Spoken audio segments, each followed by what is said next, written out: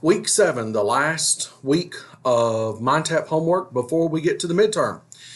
So this week is chapters number 9 and 10, which look at Asia, look at China, and also we'll look at the Pacific a little bit. We kind of in chapter 11 get more into Korea and Vietnam and stuff like that.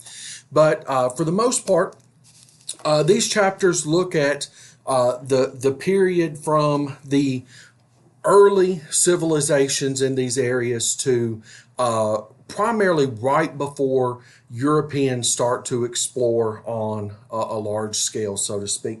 And this is where we get with the Silk Road.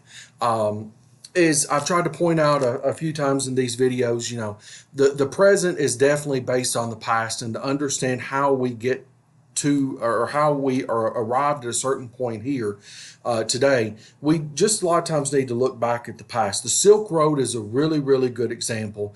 It was not a single road. It was a group of trade routes that stretched across Asia into India and China that primarily connected through Constantinople or Istanbul into Europe. And this is going to lead to the world forever changing very shortly. As later when we talk about exploration a little bit, you'll see that the global market, the interdependence of nations on other nations for a variety of items, all of this really goes back to this point. With the competencies that we'll be looking at in terms of chapters 9 and 10, we will definitely be looking at all 9 of these again. I know I've said that a lot, and I'm sorry.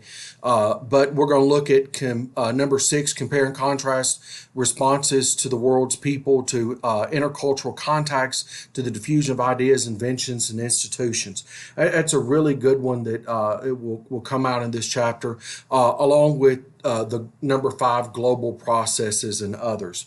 The previous video that was with China under week 2, if you didn't watch all of that, or if you want to go back and watch some of it again, especially looking at China on the seas and how China's history really starts to change at this point, you could go back and consult that.